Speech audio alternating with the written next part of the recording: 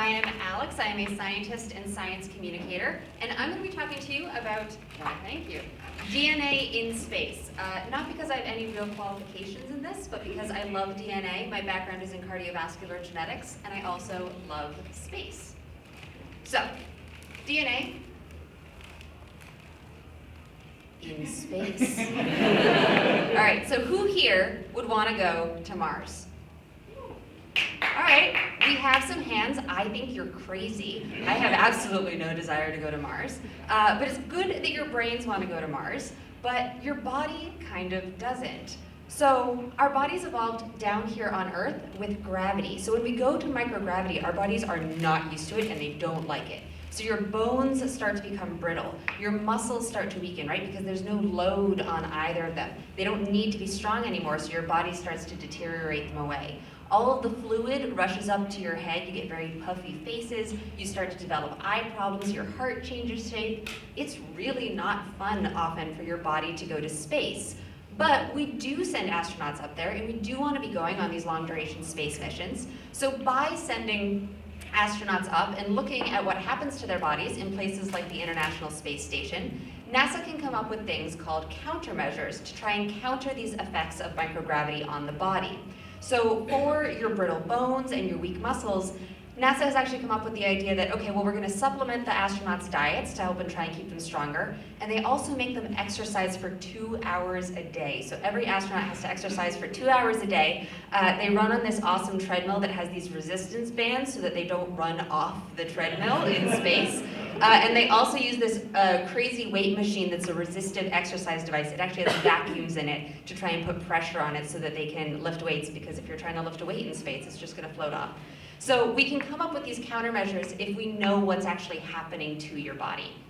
So one of the ways that we want to try and figure out what is actually happening to your body in space is by using DNA. There we go. So you might have heard about NASA's recent twin study. So they are in the very unique position where they have twin astronauts, Mark and Scott Kelly, and they thought, okay, well, what happens if we send one of them to space for a year? Because if we're going to go to someplace like Mars, we really want to be looking at these long-duration space missions. And up until now, we've sent over 500 astronauts up to space, but only about 8 people have been up in space for more than 300 days. And if we're going to go to someplace like Mars, it's going to take a while. So what's going to happen to our bodies over those long-term periods? So in science, we always want a great control. And if we're going to look at what happens to our DNA in space, twin studies are great ways to look at identical genomes so that you can send one twin to space and leave one twin down on Earth. And there we go, and see what happens. So they sent Scott Kelly up to space, and they left Mark Kelly down on Earth, and they tried to look at the differences both before and after flight and between them when they did this. So I'm going to tell you a little bit about what they found, but first I want to talk a little bit about what is DNA. And Russell gave you a nice intro to this before, but as a reminder, DNA is the instruction manual for making you, you. It's in every living thing that we know of here on Earth. DNA is what makes you, you, and your dog, a dog, and a potato, right? So it's the instruction manual that tells all of the proteins and cells in your body how to actually become a living organism. And if we zoom in on DNA just a little bit, what you'll see is that it's actually just composed of 4 nucleotides or bases, A, T, C, and G. And the order of just these 4 different letters is what gives you all of the different instructions for making every living thing on Earth. So the order of those letters is super important. Now you'll also notice that it's a double-stranded molecule, so it's 2 strands, and an A will always bind to a T, and a C will always bind to a G. So if you only have one strand of DNA, it's complementary, and you can always figure out what is on the other strand. Now this is super important for DNA. This is one of the things that gives DNA its most important properties, right? This ability to figure out what's on the second strand allows your body to replicate DNA, right? And to make more DNA for new cells, it allows DNA to be passed down. And scientists have sort of co-opted this in the lab to be able to amplify and then study DNA. So this complementarity is really important, and we're going to talk about that in a second. So why do we care about DNA in space? So I've already talked about the fact that humans are living things up in space. We have DNA. We want to know what's happening to us up there. But we are not the only living things on the space station. So you and everyone around you and pretty much everything in this room is covered in microbes. So when we send astronauts up to the space station, they're also taking microbes up there with them. So they're colonizing the space station. And we want to be able to look and see, okay, well, what's happening to those microbes that are living on the walls of the space station? Are they evolving? Are they still healthy? Are they potentially harmful? What's going on? If we're on a long duration mission to Mars and somebody gets sick, you want to be able to look at what microbe they are sick with instead of having to take a swab and send it a year back down to Earth to try and figure out what was going on. You'll also notice in this photo that these are astronauts toasting with lettuce. This is the first lettuce that was grown on the space station that they were allowed to eat. So if you're going to spend a long time in space, you're probably going to want a vegetable at some point in time. You're not just going to want to eat that frozen astronaut food forever. And so we can also use DNA to think about how plants are adapting to microgravity. And so we can use that for some of the other organisms in space as well. So how are plants growing? Do they grow the same in microgravity, different? We can use DNA to investigate all of this. And one of the other things is that down here on Earth, our atmosphere helps to protect us from space radiation, but up in space, our DNA is bombarded by, can I get the next slide? The keyboard's not working either. All right, well, up in space, the second word of that jargon jabber was high linear energy transfer space radiation, which is a type of radiation, one of the many types of radiation up in space that can bombard your DNA, there we go, and create small changes. And so some of these small changes can predispose astronauts to things like cancer. So we want to be able to look at them and see, okay, they're exposed to these greater levels of radiation. Is their DNA being affected by that? And if so, we want to be able to track it. So how do we then look at DNA? So there are a lot of different ways that we can actually sequence or read all of the different base pairs of DNA. And one of the most common ones is sequencing by synthesis. So what this is we have one strand of DNA up here, and we want to figure out what it is. And we're going to put it into a sort of black box machine that is our DNA sequencer, and it's going to try and figure out what it is. So we can see it right now so that I can help walk us through this, but imagine that the sequencer cannot see this. What it's going to do is it is going to wash a whole bunch of nucleotides over it to try and synthesize the next strand and see which nucleotides bind. So remember, an A always binds to a T and a C always binds to a G. So if we start at the left here and we wash a bunch of nucleotides over it, a T should be the next thing that binds. Now we've modified these nucleotides so that when they bind, they give off a flash of light. So here, this T would give off a red flash of light. Then we would go down to the next one, we would get an A, and then we would have a C, and then a G, and then another T, and so as we go on, so on and so forth, we're going to have all of these flashes of light that come up in the sequencer, and that's all that the sequencer can see. So if we see what just the sequencer is seeing, just click through a bunch, yeah, we're going to keep clicking, there we go. All right, so we got a lot of flashes happening, and then they'll all come up, one more click, there we go. So this is what the sequencer will have seen, is that it's going to have seen this array of lights, and it knows what each color corresponds to in the nucleotide. So it would then be able to decode that into the strand of DNA that was sequenced, and then it would be able to figure out, okay, well now the original strand was this one up at the top. So it's a lot of different steps here. And so what I want to do is we are going to do it. I'm going to make you all a DNA sequencer. So I'm going to need a few volunteers. And what we're going to do, there we go. So what we're going to do is we're going to have 6 people. They're each going to have a secret nucleotide. I'm going to turn them into a nucleotide. They're going to be our DNA strand that you, the sequencer, do not know what it is. But you're going to figure it out because we're then going to have them find their paired nucleotides. It's going to give off a flash of light, and you're going to decode what it is. So I need to start off with 6 volunteers. All right, we have 2. Wait, we have 2. Oh, do you not have? Okay. We need more. Oh, there we go. All right, we got 3 right there. I can't see. Yeah. Okay. Fantastic. Okay. Wonderful. Okay. So. 1, 2, 1, 2, and a child. Yeah. Aiden is an adult. All right. So we have 6 people. Yes. I'm going to hand these out in a very specific order. Do not show anyone your nucleotide. Now, for those of you who are currently receiving a nucleotide, oh no! This is very hard. Okay, secret nucleotides.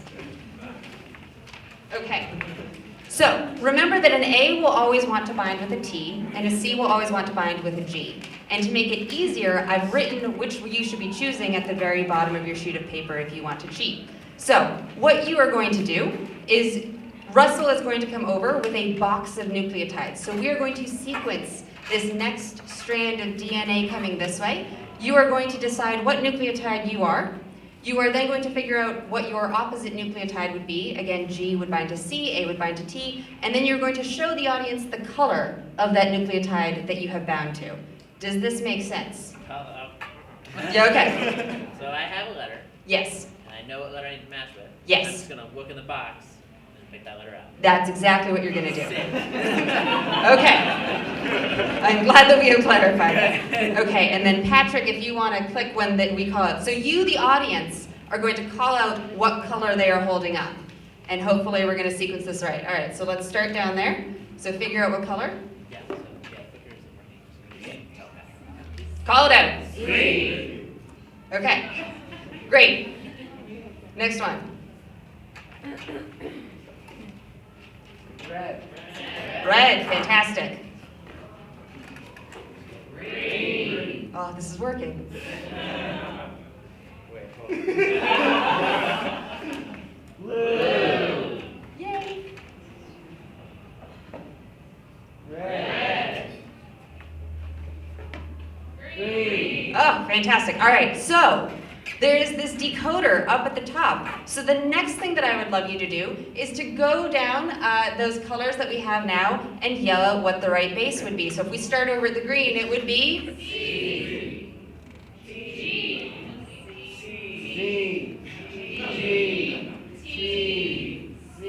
okay. Now, let's decode. What would the next, we can figure out what the decoding is by clicking the next okay. And now can everyone show the audience your nucleotides? Did we get it right? Hey, we sequenced DNA. All right, oh, I'm so glad that works. Thank you all very much. You can keep your nucleotides. Have fun. All right, so this is how we sequence DNA. Now, the cool thing about this is that if we go to the next slide, so these are the first 6 letters of a gene called TTN. So this codes for the protein titin. It is the longest gene in the human genome. It is 300,000 base pairs long. If we wanted to sequence titin using these flashlights, we would need the entire population of Anaheim. So it's a lot of people. But the cooler thing is that the chromosome that titin is on is chromosome 2. It is 242 million base pairs long. We would need 6.5 Canadas to sequence chromosome 2 this way. And if we wanted to do the whole human genome, that's 3.2 billion base pairs long. That would be about 3 Chinas. So your genome is really big, and I think it's hard sometimes to conceive of what those numbers are, but just one of those chromosomes is 6.5 Canadas worth of people. That is a very large chromosome. So if we go to the next slide, so how do we sequence DNA in space? So most of the sequencers that do sequencing like this are gigantic. They're about the size of a refrigerator, a really big microwave. It is hard to send those up to space. So instead we use these tiny nanopore sequencers. They work in a slightly different way. They have sort of a protein donut that is very small. It is a nanopore. You pull a strand of DNA through it, and as each A, T, C, and G goes through, it disrupts that donut in a slightly different way, and the sequencer can figure out what that base pair was. So this is really cool. This is astronaut Kate Rubins. She did the first DNA sequencing in space back in 2016, and this really sort of brought a whole new level of molecular biology into what we can do on the space station, which was super fun. And then in the next slide, we're looking at Peggy Whitson here. So what she was doing is she actually started some of the experiments where they can now swab the microbes on the space station, sequence them directly, and figure out what populations are living up there, which takes, I don't know, about 6 hours, versus before where they would have to take a swab, put it on a petri dish, put it in one of the racks on the space station, wait for a resupply, and then send it back down to Earth, and then weeks later would be able to maybe figure out what was actually growing up there in space. So this is really sort of revolutionizing what we have the ability to do. So, coming back to our twins, so we sent Scott Kelly to space for a year, Mark Kelly stayed down here on the ground, and they took a lot of samples to see what was different between them. So, there we go, okay. So they took about 317 different samples from these two twin astronauts. I like that this is like grumpy astronaut pose. It's also very obvious who they are, and yet they gave them pseudonyms in the paper, which I don't, like, we all know who they are. But so they took 317 samples from TW and HR, who are clearly Mark and Scott Kelly. And they did a whole bunch of things looking at everything from their cognition to their DNA to immunology and telomeres and all this kind of stuff. But the first one that I want to talk about is called gene expression. So this is one of the really cool things that they looked at.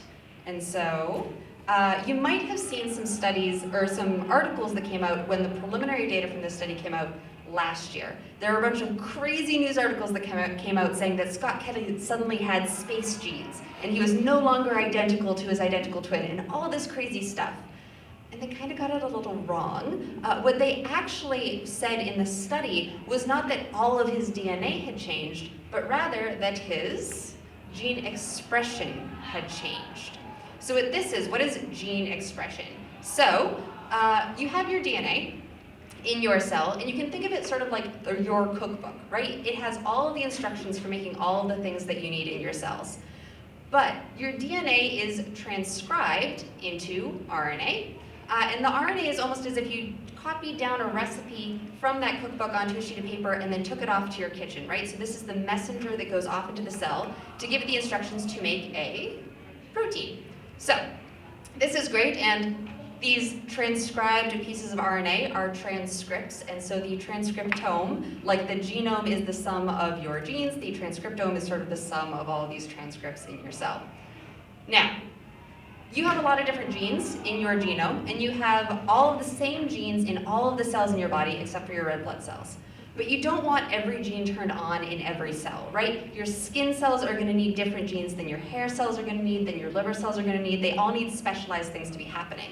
So we can turn genes on or off in different cells. But it's not just a switch. You can also turn genes up, and you can turn genes down. It's almost a lot more like a volume knob. So you can have some genes that have high expression, so they make a lot of RNA that goes on to make a lot of protein in whatever cell this is. Or you can have genes that have low expression, so they make very little RNA and then there's very little protein made. Now it's really cool that Scott Kelly's gene expression and some of his genes changed when he went to space. That's really indicative of the fact that he was reacting to that environment. But a lot of different things can actually change your gene expression. So, who here has eaten something today? Raise your hand. All right, cool. Slide. Fantastic. Who here has exercised recently? Slightly fewer hands, but that's fine. Okay. And who here has been maybe a little sleep deprived lately? Okay, yes. This is still how I sleep, very curled up. So all of these things can affect your gene expression. So a lot of different things can do this, right? Your body is constantly reacting to the things that you put into it. So I think one of the easiest examples to think about is food, right? If you have a lot of glucose in your system, it's going to start more gene expression of insulin to try and handle that glucose. So it's a sort of cool that his gene expression changed, but a lot of things changed gene expression. So all of these sort of reactionary articles were a little off, but still a very cool study. So what else did they find? They looked at a ton of stuff, and I do not have time to go through all of it, but they found gene expression changes. One of the big classes of cells they were looking at were immune cells, so they found a lot of immune system differences when he went to space. They also saw differences in his telomeres. So these are protective caps at the ends of your DNA, sort of like those little plastic bits at the end of a shoelace that protect your DNA, and they get shorter as we age. Scott Kelly went to space, and his telomeres got way longer, which was kind of crazy. But then he came back down from space, and within 48 hours, his telomeres shortened again. Yeah, yes, thank you. That is the word that I was looking for, right? So that's crazy. And so we don't know why that's happening yet, but it's certainly a cool thing that we're going to look at for more and more astronauts. They also did see some immunology changes. The one that I think is really cool is that they saw that he reacted the same way to the flu vaccine in space that he did down on Earth. So they gave him a flu vaccine up in space and he had the same reaction, a good one. And they looked at stuff like his microbiome. They studied a lot of his poop. And they saw that the different types of microbes in his gut changed. They saw some cognitive changes. They saw some physiological changes. So all of this is really cool, but it is still just one person. So this is all really neat, but it is just the beginning of the studies that we need to do, because everything we learned about Scott Kelly tells us a lot about Scott Kelly. It doesn't tell us anything about you or me going up into space, but it's great for hypothesis generation. So it's like, okay, these are the things that happened in Scott. Maybe they're the things that we should be looking for when we do this with more and more people. So it's not the definitive end of this study, but it's an awesome beginning, which is super cool. So what does this all mean?